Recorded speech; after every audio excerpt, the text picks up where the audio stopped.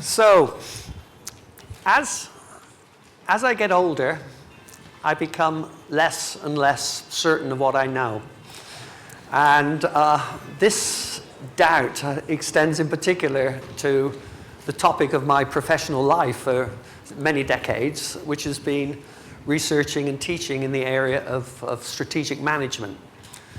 And the big doubt that I've had, particularly as I travel internationally much more, is, does it work? Does what I know work in countries outside of those countries that I'm most familiar with, which are Europe and North America? So, as I've thought about this session and did a little bit of reading about, do the principles of management apply in Asia as they do in the West, I discovered there's basically, I would say, two views. One view is that the principles, concepts, and practices of management are universal, but just need to be adapted to different cultural contexts. The other view is that what I take as management as I know it has developed within a particular Western context that is defined by individualism, which is defined by rationality, which is defined by ethical principles shaped by Christianity and humanism. And that provides a very defined context. On that basis, in Asia, in China in particular, which is a society that's been shaped by Confucianism, Taoism, Buddhism, Marxist-Leninism, that this requires a totally different approach.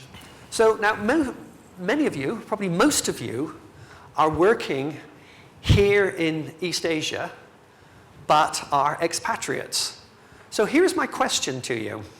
View one is management is basically universal and just needs to be adapted. The other is different management systems exist and they need to be interpreted with very different principles and practices. Who supports view one? That of a universal management principles? Nobody? Or you just want to sitting on the fence here? Who would support view two?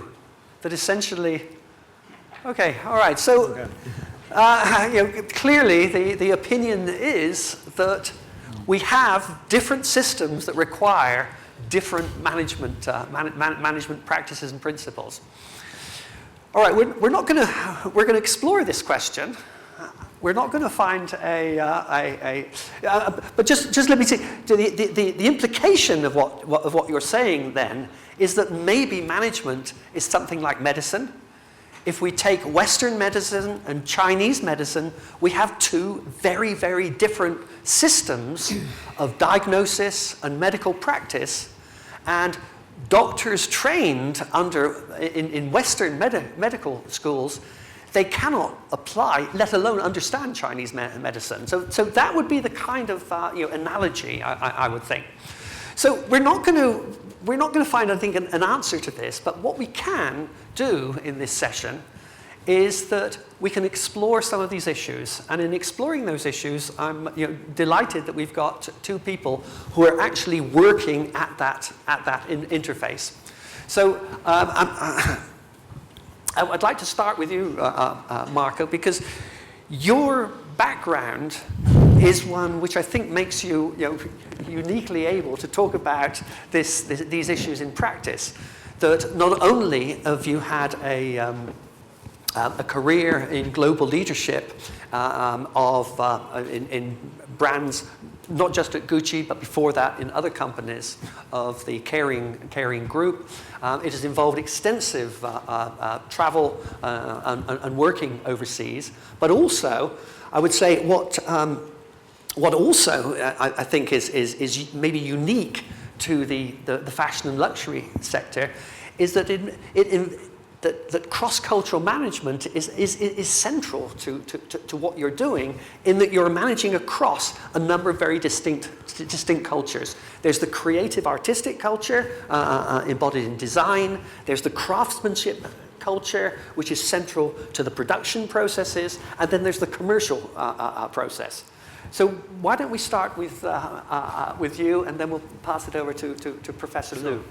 Thank you, Robert. I mean, first of all, I don't have an answer. That should be crystal clear. I think answers for this kind of topics are always in the middle. It depends very much as well from the people. So we talk a lot about different culture, East and West, but we have differences as well in the same culture. So talking about individuals and talking about different personalities. And the more I work in this business, and the more I understand that the way in which we manage is very much to adapt to and to have tactics to interact with different cultures. If you think about the way in which Western and Eastern people are working, we can divide them into two things. One, it could be called, in academic view, and then Professor Lu will correct me if I'm wrong, low context, where it's very much the Western way of management, where everything is super simple, super clear, direct answer, direct feedback. If you think about the way in which we have been trained in the Western universities, they always told that we need to divide the presentation in three topics: to tell what you're going to say what you promise, and to summarize what you said. The point is that when I use this kind of, and the repetition is part of the methodology. Repeat to get across the message. The point is, when I try to apply this kind of methodology to my Chinese colleagues that are present today, I look in their face and they say to me, not in words, this guy is thinking that we are dumb?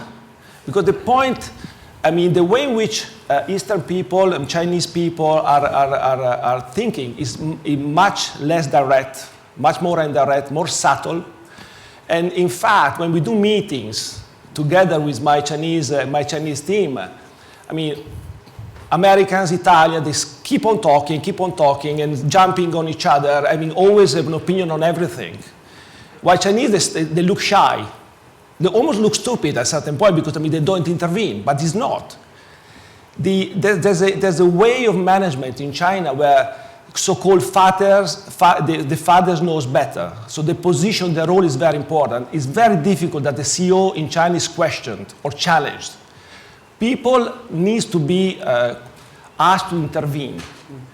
So in fact, in this case, we try to use tactics in the sense of, instead of asking direct questions during the meetings, we ask them to prepare in advance, to have a kind of possibility to interact in advance, and never ask a direct question, because you put them in a situation where it's very difficult for them to answer. I think the best analogy that I can take on that is the hint that you had on the medicine is the marriage. I mean, the first years of marriage, you keep on talking, you need to know each other. I mean, got a lot of energy, but the more you move on after 50 years.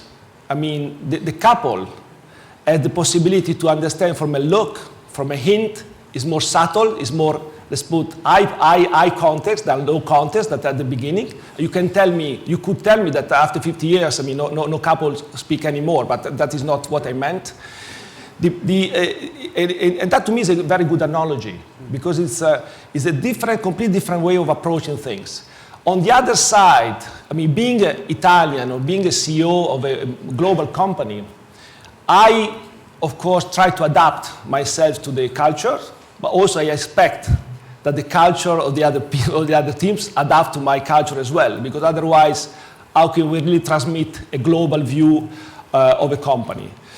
If you think as well about, I mean, this difference between East and West, but talking about fashion, the difference that we have between a CEO and a creative director.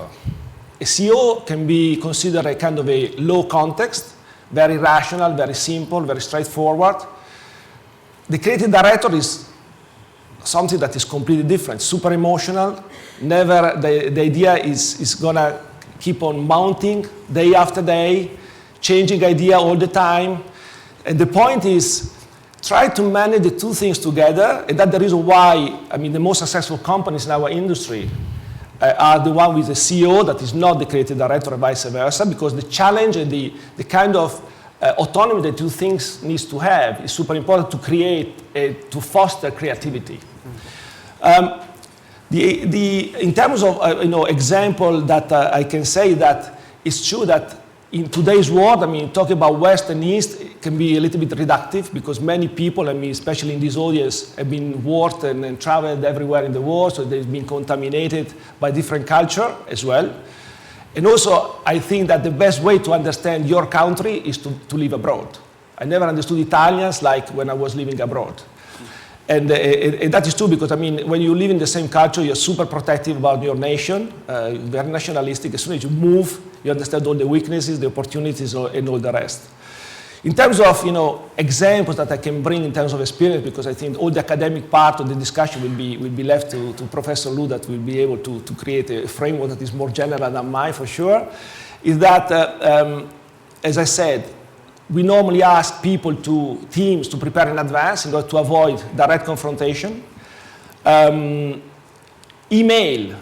In hierarchical organization or in consensus-based organization, the way in which you use email or you send email to people is very different. In hierarchical organization, eye context, where the top-down approach is more relevant, you cannot send an email to someone that is not your direct report because you put the person where you send the email in a situation of embarrassing. Whilst in the consensus base, you can send to everybody. I can send email to sales assistant, shop manager, etc. directly without hurting anybody. Whilst in Asian-driven countries, if I do something like that, I mean, the CEO of the region will be put in a situation of negativity because he's not considered as the chief or the boss.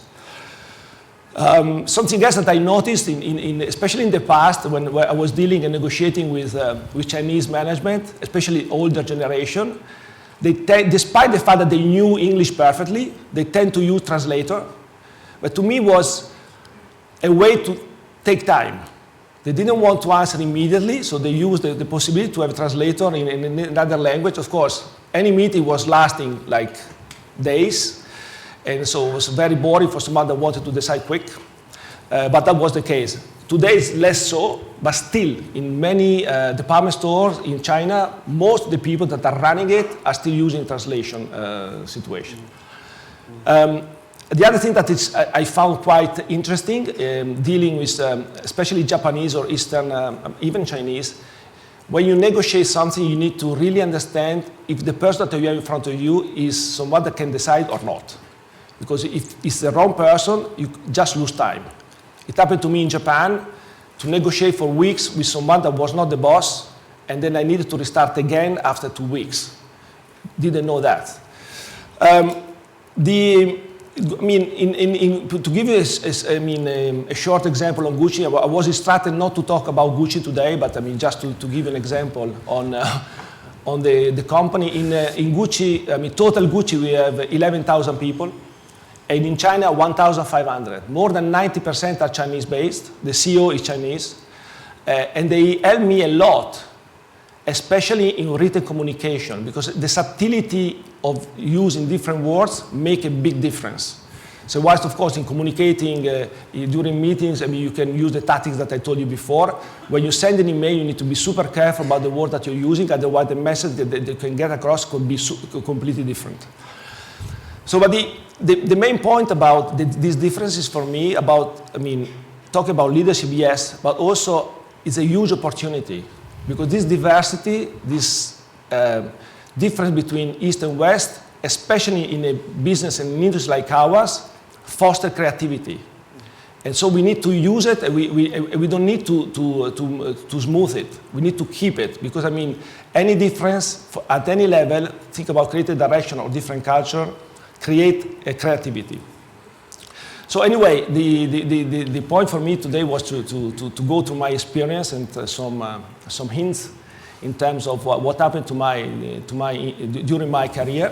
And First and foremost, I wanted to recruit the people that are in Fudan, your university, that the 30 people coming from Bocconi. So we need people like you. So in the case in which you are interested to join Gucci, I mean, send me emails or your CV.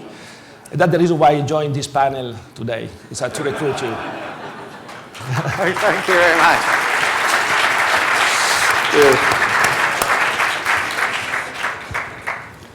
Professor Liu.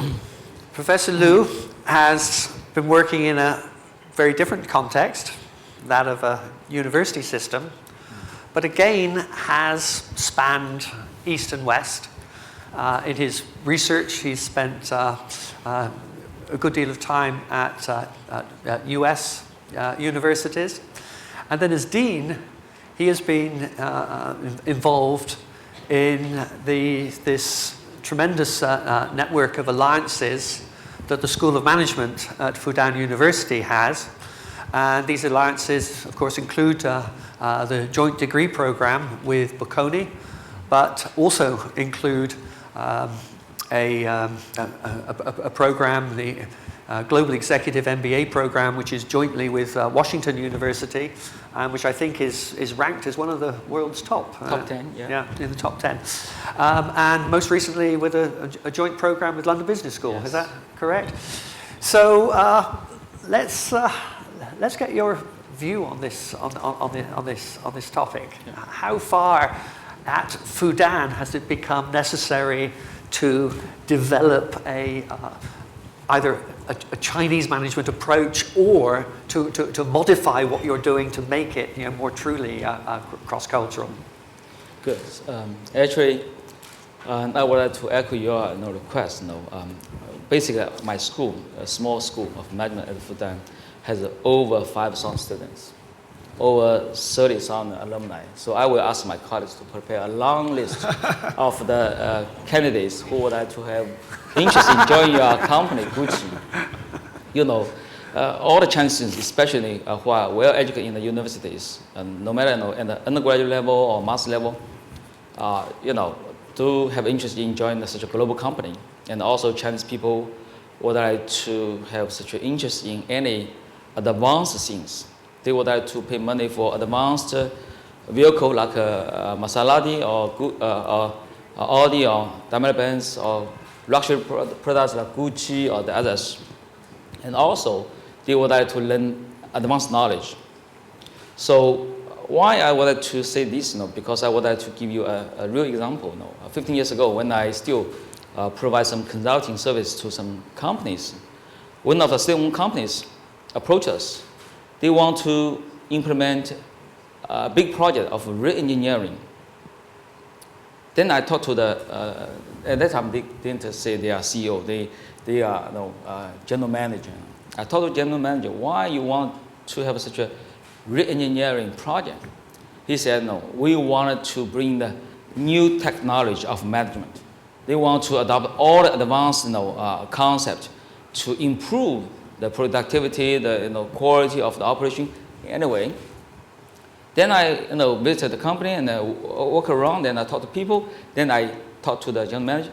You needn't any business process re-engineering because you really don't have the process. How you could say you want to re-engineer your process?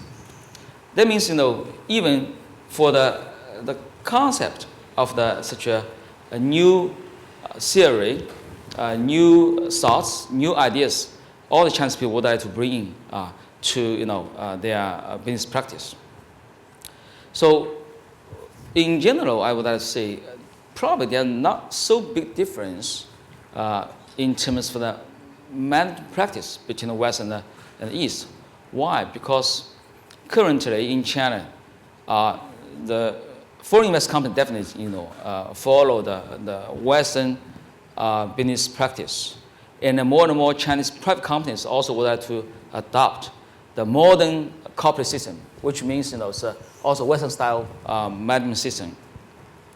The state-owned company also is trying to restructuring their structure and adopt the corporate governance concept and try to establish their new or advanced management system. So regarding the management practice, I don't see such a big difference. Probably there are some differences which actually are influenced by the culture or philosophy. Different countries have different tradition, different culture, different values.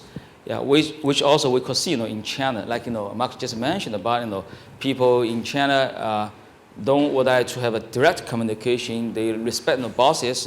It's true. Why? Because of the culture. Such a traditional philosophy still has a big influence, especially in the private sector. But in the foreign investment sector, even you have the no matter the local CEO or asset managers, we would like to follow the Western practice. So that's why in my school, we deliver. We don't say Chinese management concept or Western management concept. It's only one universal management theory and practice in my school. And also, I want my students, when they graduate, they can survive in any corner of the world. They can speak English. They know about the different cultures, and also they also could have some experience of studying abroad. Then they graduate. They also can stay in China because China already becomes an international market. All the competition is international competition, and also they can join the other companies in other countries. So this is our current happening in China. But generally, still, there are some differences which I would like to share with you. Firstly, in this country, we really care about relationship when we do some business. When you try to establish your partnership with some new suppliers or new clients, the Chinese people would like to testify you are worthy of the trust. If you deserve the trust, they would like to develop a long-term relationship, which I did know with Angelo and Andre, 12 years ago, right? Then we built up a trust. Then we established our partnership for a long time, for 10 years so far, right? So it's same for business schools, same for the for-profit business. So that's why we are kidding, but it's not it's just kidding. It's true. When you try to come to China to meet with local clients or suppliers, you have to have a meal with them. Not only the meal, the food, but also drinks. Not only the wine, but also the local liquor.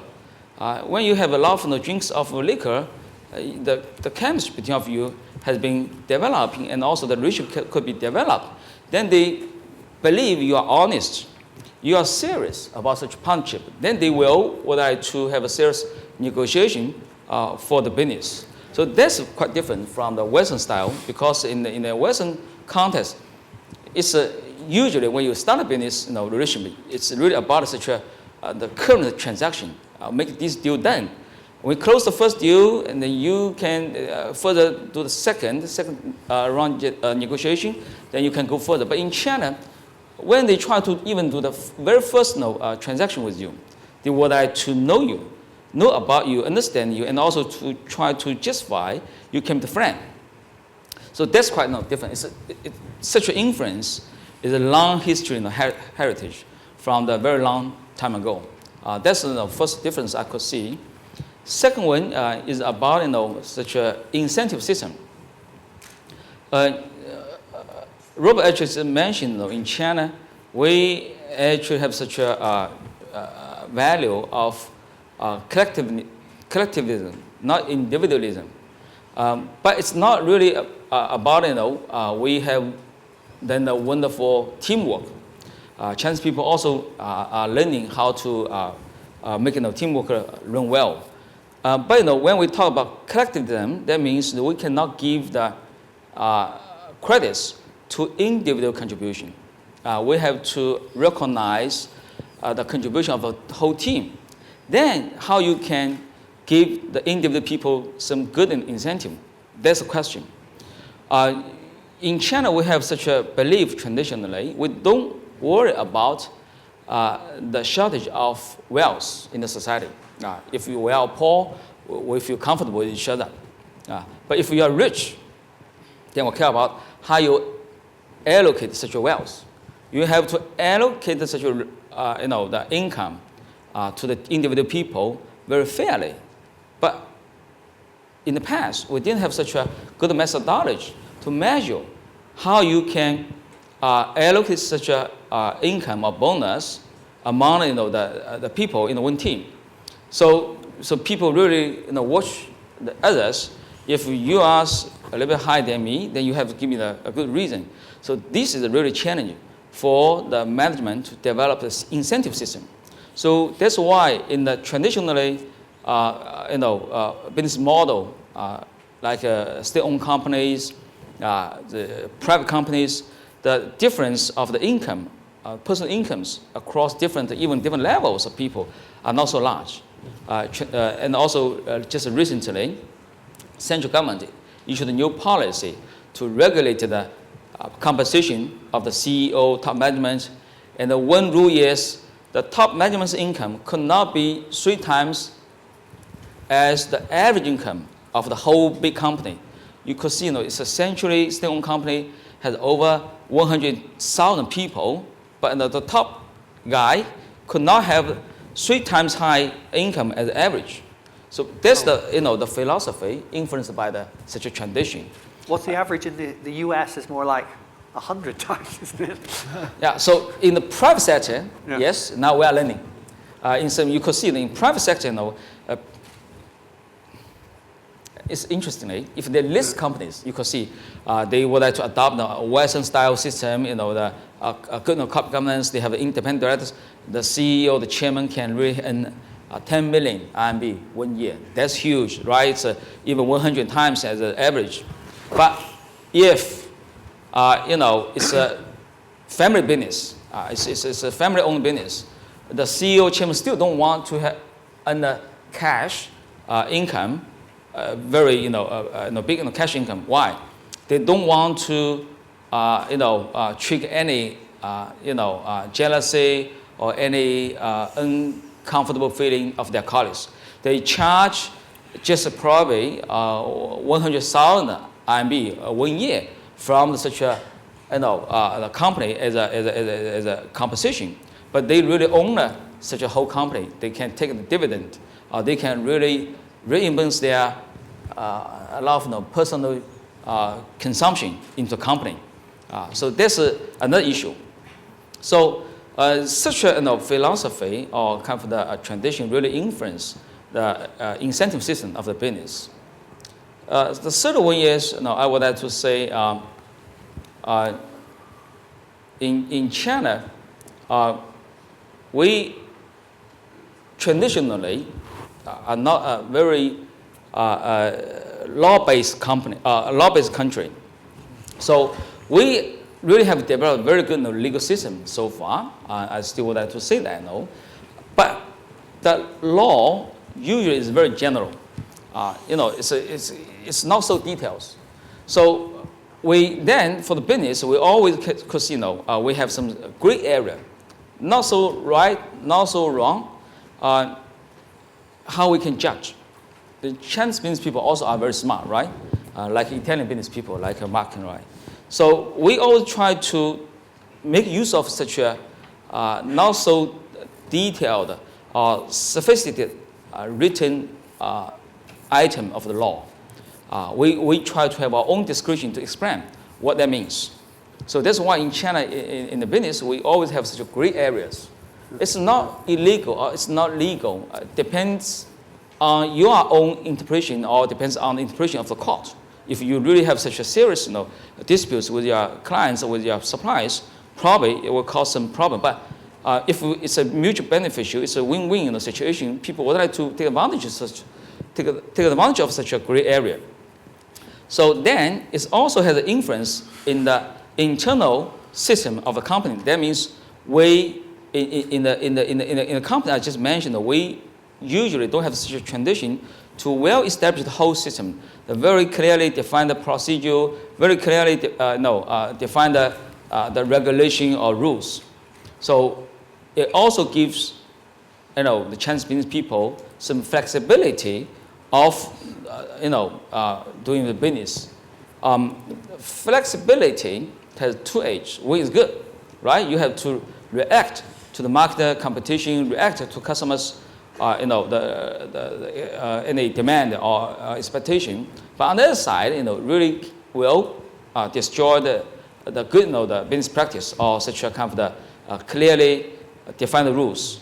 So, but that's we can see during the last 30 years, all the Chinese business, actually could be developing so fast, because of such a flexibility. Last but not least, I would like to say, as a business school, on the one side, I still would like to, leverage the advanced knowledge from any countries, right? Mostly from Europe, from the United States. We learn a lot. We bring in all those knowledge. But on the other side, we also push our colleagues to pay more attention to some China-specific, issues. For example, it's not really about the business practice. It's about the understanding of this market. For example, Mark just mentioned. You talked to me about in China we probably not only have tier 1 cities, tier 2 cities, probably tier 4, tier 5 cities. It's a huge difference across different regions in terms of the economic development, in terms of the purchasing power, in terms of the knowledge of consumers about the products. So when you try to sell your products in a different levels markets, you should be very careful, which actually foreign companies, foreign scholars cannot fully understand. So we scholars in China should do more research on that. Then we can share our research findings with the international scholars and also the foreign companies about how we can really have deep understanding. Then you can do such a modification of your business model or your strategy when you move your products from tier 1 cities to the tier 3 or tier 4. Why Gucci opened their shops in Shanghai or other advanced cities like Hangzhou or probably Chongqing, not to Dongguan. Dongguan probably you have, not to much less developed cities, because China is now one market. This also we are doing very aggressively because it's our job. It's only our Chinese scholars' responsibility to the research. So we are also trying to develop some kind of the series of management based on our own observation in the context of the Chinese economic development. And so far, I could not see there's a big conflict between the Western theory or Chinese theory. It's a melting process. We really can exchange ideas. We really can understand each other, and also then we can really develop the one universal framework of the series. But still, yes, I agree. Any practice which could be influenced by the philosophy, tradition, culture, or value, probably will be different. So we really should, care about such a difference. That's what I would like to share with you. Thank you.